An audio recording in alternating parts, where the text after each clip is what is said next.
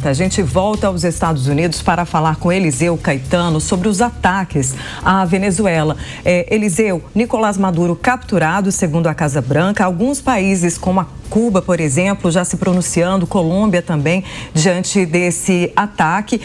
A gente aguarda agora o Brasil, né, que sempre manteve uma linha ali diplomática, nem tanto por Caracas, nem tanto para os Estados Unidos, tentando ali amenizar esse conflito. O Brasil já se pronunciou em relação a isso? Ainda não, Patrícia. Há uma grande expectativa de que o Palácio do Planalto, através da SECOM, da Secretaria de Comunicação Social, emita uma nota já nas primeiras horas da manhã deste sábado, com as falas oficiais do presidente da República, Luiz Inácio Lula da Silva. Também há uma grande expectativa por parte, principalmente, da comunidade internacional, para que agentes políticos brasileiros de influência internacional também se posicionem sobre essa situação que acontece nesse momento lá na Venezuela. Eu peço desculpas para o nosso ouvinte, telespectador, principalmente para o internauta que acompanha a gente por imagem. Por que eu estou olhando para baixo? Porque eu estou literalmente conversando com colegas jornalistas lá na Venezuela, com fontes nossas na Casa Branca e também no Pentágono para pegar informações. Eu acabei de pegar uma nota atualizada de Gustavo Petro, presidente da Colômbia. De acordo com Gustavo Petro, ele fez uma lista de locais que foram atacados pelos Estados Unidos na Venezuela. Vamos lá então, informação de Gustavo Petro, presidente colombiano, sobre os locais de ataque. A Assembleia Nacional da Venezuela, incluindo o parlamento do país, foram explodidos pelos Estados Unidos hoje. Base aérea La Carlota, desativada e bombardeada. O quartel de La Montaña, um dos principais quartéis militares da Venezuela, o maior quartel-general do país, que fica em Catia-la-Mar, foi desativado pelo bombardeio. O Palácio Legislativo Federal, que fica localizado na capital Caracas, bombardeado. Forte Tiuna também foi bombardeado, um forte militar feito para proteger a Venezuela de invasões por mar. Esse forte foi bombardeado. O aeroporto de El Hatillo também foi atacado. Vale lembrar que esse não é um aeroporto internacional de Caracas, é um aeroporto privado, mas que fica a poucos quilômetros, e literalmente poucos quilômetros, do aeroporto internacional de Caracas, que nesse momento está fechado, como não poderia deixar de ser, tanto para pousos quanto para decolagens, por motivos de segurança, por motivos óbvios. Vale lembrar que o espaço aéreo venezuelano já estava fechado pelo governo dos Estados Unidos há pelo menos um mês. Pelo menos havia um pedido oficial de Donald Trump.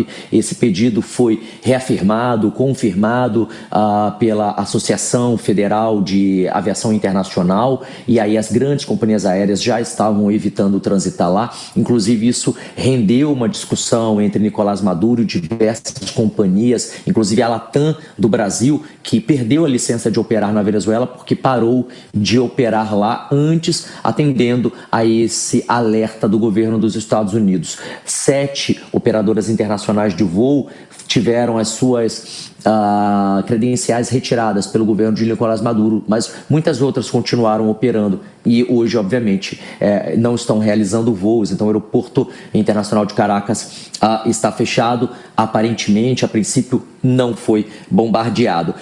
A base aérea número 3, que é uma base aérea só de F-16, de caças russos em Barquisimeto, também foi bombardeada, segundo Gustavo Petro, presidente da Colômbia. Um outro aeroporto privado em Caracas, Charavale, foi também bombardeado. O plano de defesa foi ativado lá em Miraflores nesse momento. Eu volto com vocês. Muito bem, agora são 6 horas e 44 minutos, o mundo todo na repercussão em relação aos ataques dos Estados Unidos, justamente a Venezuela. Nós estamos lá nos Estados Unidos com Eliseu Caetano. Eliseu, fica toda essa situação, evidentemente, Nós estamos de volta agora para toda a Rede Jovem Pan, são 6 horas e 45 minutos, acompanhando essa notícia da madrugada aqui no Brasil, madrugada também nos Estados Unidos e também madrugada na Venezuela. A Venezuela está 1 hora atrás aqui em relação ao Brasil, no fuso horário. O Eliseu Caetano está novamente conosco. Eliseu, nós percebemos o seguinte, né? Essa escalada, né? Você mesmo trouxe ao longo desses últimos meses que agentes federais norte-americanos estavam lá na Venezuela. Esse ataque, como você vai contando, são bases militares, ou seja, é um ataque muito estratégico, né? Em relação a forças militares locais aí das Forças Armadas da Venezuela. E, inclusive, você já trouxe aqui essa informação, Nicolás Maduro foi, então, ele deixou a Venezuela, ele foi capturado, Eliseu. Eu queria que você fizesse, então, para quem está chegando agora na nossa programação, então você fizesse um balanço de tudo que aconteceu na madrugada, e você está na madrugada, 2 horas atrás aí na Flórida. Exatamente, Matos, 4 horas da manhã com 45 minutos, neste momento aqui na costa leste do país. A gente fala ao vivo, direto dos Estados Unidos, no sul da Flórida, nesse momento 11 graus Celsius, aliás, é daqui do sul da Flórida, a poucos quilômetros de onde estamos, que Donald Trump também segue acordado durante toda essa noite e madrugada de sábado, e foi dele a ordem direta para que os Estados Unidos atacassem a Venezuela. Ele estaria acompanhado na mansão dele em Mar-a-Lago por Marco Rubio, secretário de Estado, o chanceler maior dos Estados Unidos. Eu vou fazer esse balanço, Matos, mas antes, deixa eu só trazer uma atualização. A FAA, que é a Federação de Aviação Civil aqui dos Estados Unidos, acabou de se pronunciar a respeito do ataque americano contra a Venezuela e proibiu voos comerciais dos Estados Unidos no espaço aéreo venezuelano devido a, abre aspas, atividade militar em curso, fecha aspas, ou seja, confirmando que os ataques ainda continuam neste momento, enquanto falamos aqui ao vivo. Várias explosões seguem sendo ouvidas neste momento na capital Caracas.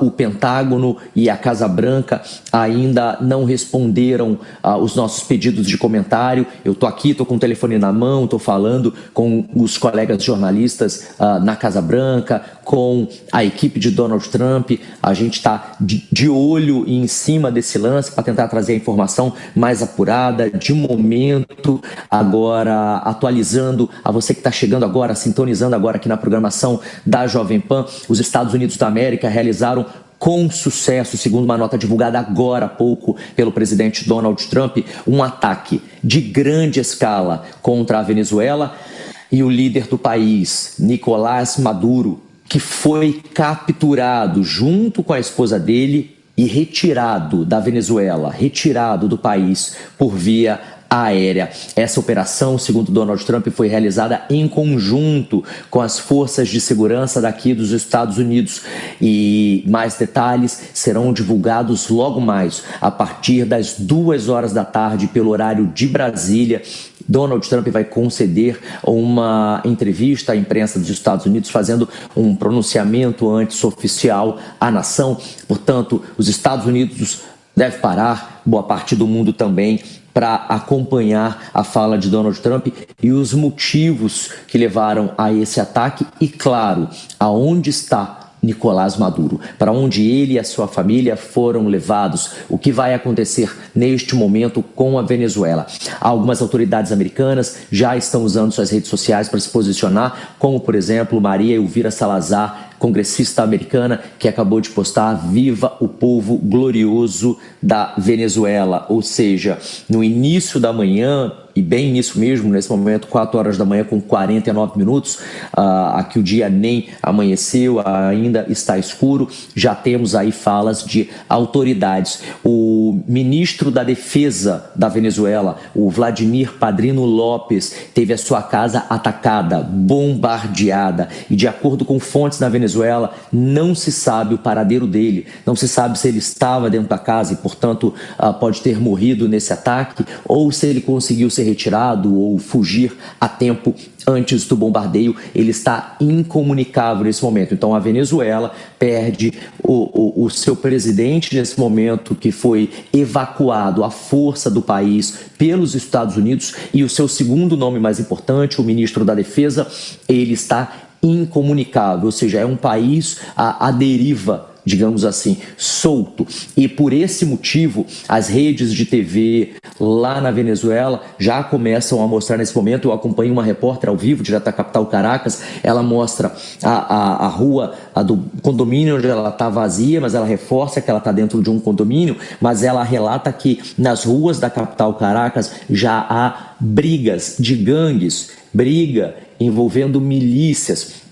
Vale a gente ressaltar que o presidente, o líder do regime venezuelano, Nicolás Maduro, há cerca de 3 meses começou a armar a população civil. Ele liberou armas gratuitamente, ofereceu treinamento para cidadão comum, isso envolvendo idoso, adultos, mulheres, crianças, até crianças receberam armas e treinamentos para se defender de uma possível invasão americana. Só que desde o início de toda essa situação, de todo esse imbróglio envolvendo Venezuela e Estados Unidos, o que a gente também viu foi que havia dissidentes. O que é isso? Eram e são, né, um grupo de pessoas, de venezuelanos, que são contra o governo, que são contra o regime de Nicolás Maduro. Então, nesse momento, já há uma guerra, digamos assim, de facções nas ruas da Venezuela, né? É o povo lutando contra o próprio povo dentro do próprio país por conta de seus ideais. Enquanto isso, os Estados Unidos seguem bombardeando diversos pontos, não apenas da capital venezuelana, Caracas, mas diversas cidades dos estados ali próximos a Caracas. A gente também agora traz informação de última hora. Olha, algumas horas após o início do ataque, começou por volta de 1h da manhã pelo horário local lá da Venezuela, portanto por volta de 2 da manhã pelo horário daí do Brasil, já existem alguns indícios desses ataques, que é importante, principalmente para quem entende do modus operandi de militares, né? O ataque aéreo envolveu bombas de precisão. Não há evidências, pelo menos até o momento, do emprego daqueles mísseis de cruzeiro, o Tomahawk, que o nosso correspondente lá na Europa, o Luca Bassani, sempre fala deles. São mísseis muito potentes, eles geram um ruído muito característico, principalmente na fase final de aproximação. Não há evidências de que esses mísseis foram utilizados, portanto, não foi feito nenhum tipo de lançamento do mar, né, através dos grandes navios que estão lá, mas sim do ar, com aviões e também com helicópteros, né? Foram usados, inclusive, muitos helicópteros, conforme quem nos acompanha por vídeo pode conferir. Muito provavelmente os helicópteros AH-1Z, que é um helicóptero dos Marines aqui dos Estados Unidos, né, para essa missão de ataque contra alvos de oportunidade avistados no solo. O que é isso? É um termo militar para dizer alvos que já haviam sido pré-determinados. E aí, Matos, eu volto lá na sua pergunta, porque os militares americanos já estavam fazendo o mapeamento da Venezuela. A gente já tinha trazido a informação, aliás, essa informação foi dada aqui, na programação da Jovem Pan, em primeira mão, de que militares americanos, em parceria com agentes da CIA, que é a Agência de Operações Secretas dos Estados Unidos, já estariam infiltrados dentro da Venezuela, fazendo mapeamento de pontos que poderiam ser bombardeados, de pontos de interesse dos Estados Unidos para serem completamente destruídos. E agora, hoje, no dia desse bombardeio, no dia desse ataque americano, a gente tem essa confirmação de algo que a gente falou lá atrás, há cerca de pelo menos 2 meses, né?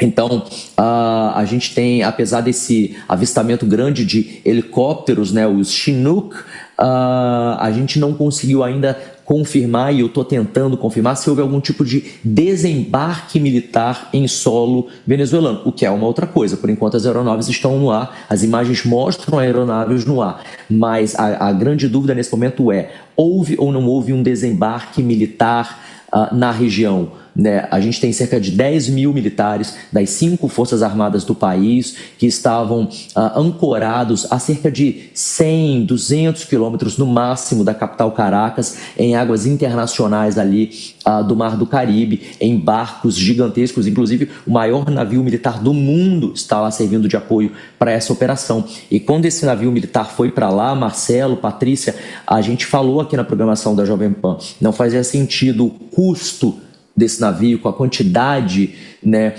técnica, né, com a quantidade de material bélico que esse navio disponibiliza, levá-lo para lá para não utilizá-lo. E aí hoje, nessa manhã de sábado, então, vem a confirmação de que os Estados Unidos estão atacando a Venezuela.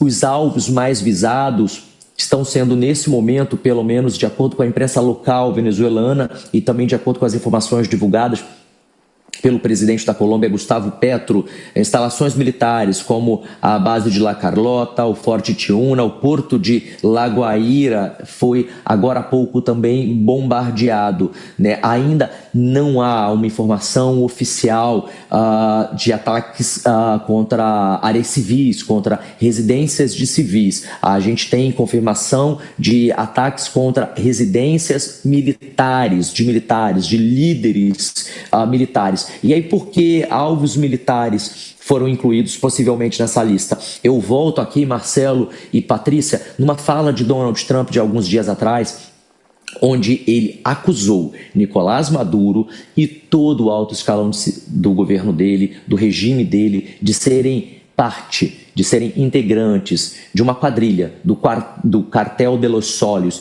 Cartel de los Soles era uma das maiores organizações criminosas da Venezuela e possivelmente uma das maiores do mundo. Donald Trump transformou essa organização criminosa numa organização terrorista e por conta dessa mudança de nomenclatura, por base na lei americana, isso concede aos Estados Unidos o direito de invadir a Venezuela, de intervir na Venezuela, baseado de que eles fazem algo lá que interfere aqui. E para proteger o país deles, eles atacam antes. Então, é uma lei de 1908 que foi reeditada recentemente por Donald Trump para especialmente atingir Nicolás Maduro. Mas a gente também não pode deixar, Patrícia e Matos, de falar, o alvo não é apenas Maduro. Maduro caindo, a gente tem Rússia, que se alimenta muito da Venezuela, que é um país muito parceiro. A gente tem Cuba, né, também um país muito parceiro. A gente tem Colômbia, que está tendo alguns atritos, mas que está ali do lado na fronteira. Inclusive, a Colômbia acabou de reforçar a segurança na fronteira para evitar uma fuga em massa de venezuelanos fugindo para a Colômbia. Resta saber se isso está acontecendo aí no Brasil, né? Porque também fazemos fronteira com a Colômbia. Matos, Patrícia. Pois é, agora são 6 horas e 57 minutos. A Colômbia é o país aqui da América do Sul que mais recebe refugiados, migrantes, fugindo aí dessa situação que agora ficou ainda mais tensa, né? Porque antes era só o modelo econômico, político que faziam essas pessoas saírem daí e agora tem essa tensão. Agora 6h57. Eliseu, a gente continua com você aí nos Estados Unidos, atualizando a gente com essas informações desse ataque contra a Venezuela. E agora resta saber o que vai acontecer de fato politicamente com já Maduro preso, né? A Maria Corina, por exemplo, que seria, né, a vitoriosa aí nas últimas eleições, acabou sendo presa, depois levou o Nobel da Paz. Há algum pronunciamento dela? Ela que já tinha declarado que estava a favor desse ataque dos Estados Unidos e poderia se unir a eles para uma reconstrução da Venezuela num outro modelo, né? Exatamente, Maria Corina Machado não está em solo venezuelano. A gente relembra que ela fugiu para receber o Prêmio Nobel da Paz. Ela foi a grande vencedora, a ganhadora desse prêmio, que é importantíssimo, e ela não obteve uma autorização do governo de Nicolás Maduro. Ela que foi a principal oponente dele nas eleições passadas, que, segundo a contagem dos votos oficiais, segundo a contagem das urnas, foi a grande vencedora, ela não podia deixar o país e aí ela fugiu junto com a filha, está na Europa nesse momento. Há uma grande expectativa para que ela também fale sobre isso. Agora, quem está falando agora na televisão é o chefe das Forças Armadas da Venezuela. O indicativo: cadê o ministro da Defesa?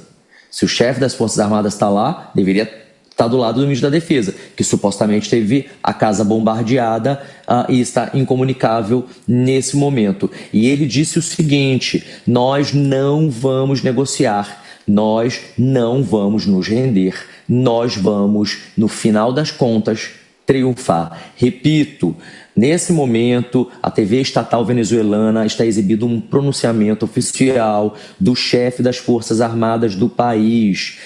E ele está dizendo o seguinte, abre aspas: nós não vamos negociar, nós não vamos nos render e nós vamos, no final das contas, triunfar. UNFAR.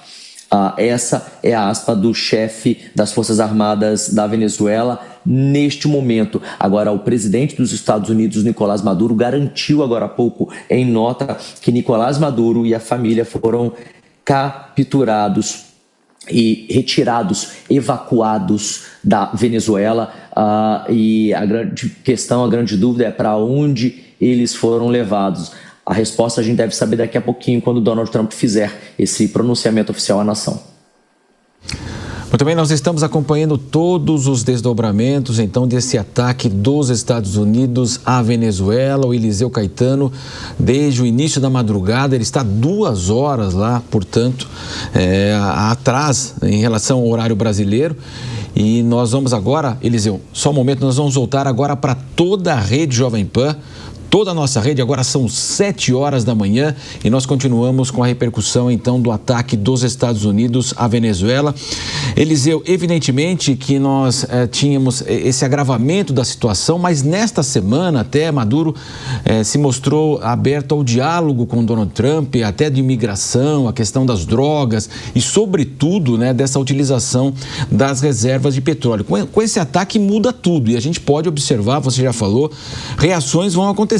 Um aliado histórico, então é a Rússia, e nós temos aí, portanto, toda essa questão que envolve também a repercussão mundial desse atentado.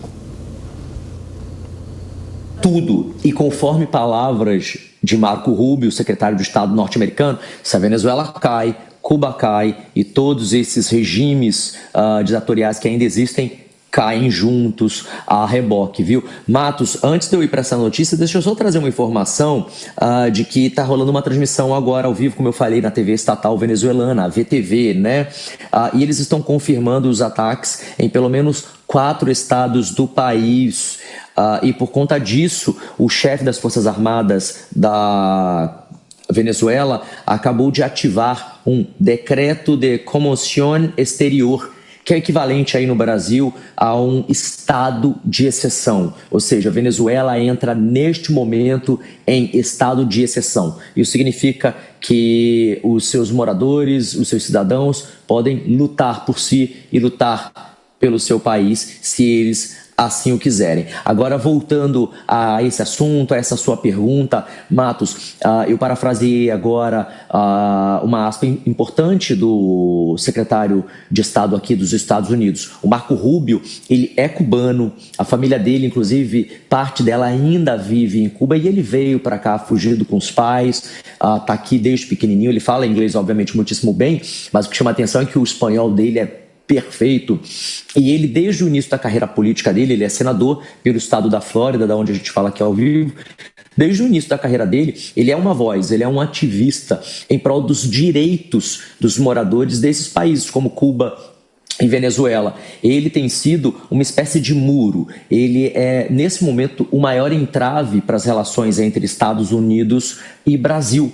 Apesar de Donald Trump e Luiz Inácio Lula da Silva conversarem, falarem, Donald Trump delegou as mãos desse importante chefe de Estado, desse, como é chamado aqui, braço direito do Donald Trump, essas decisões todas. Então, muito provavelmente a decisão de atacar a Venezuela veio dele, a situação do tarifaço, por exemplo, a ideia do tarifaço também partiu dele, do Scott Bessent, e ele está nesse momento, segundo fontes nossas, lá na capital americana, lá na Casa Branca, ele está nesse momento aqui, na Flórida, onde, aliás, é a residência dele permanente, acompanhado de Donald Trump. Ele está ao lado de Donald Trump desde o início dessa operação, que começou por volta de 1 hora da manhã pelo horário lá da Venezuela, 2 horas da manhã pelo horário daqui dos Estados Unidos. E ele já falou várias vezes sobre a importância desses regimes, porque eles se autossustentam. Então, por exemplo, a Venezuela, ela tem um petróleo, mas ela manda petróleo para a Rússia, ela vende petróleo para a China, ela vende petróleo para Cuba. Todos esses regimes dependem um do outro, é como se fosse um organismo, uma cadeia que se autossustenta. Se um pilar cai, segundo Marco Rubio, todos os outros tendem a cair também. Vamos saber até que ponto isso é verdade e se de fato isso vai acontecer. E claro, a gente precisa adiantar essa situação. Nesse momento, há um ataque. Mas e o pós-ataque? Como ficará a Venezuela? Vai haver um governo interino? Uma nova eleição vai ser convocada? A eleição anterior fica válida e quem ganhou lá volta para cá e assume aqui? São perguntas importantes que precisam serem respondidas o quanto antes, até para levar algum tipo de alívio a essa população que já está sofrendo há muitos anos lá na Venezuela.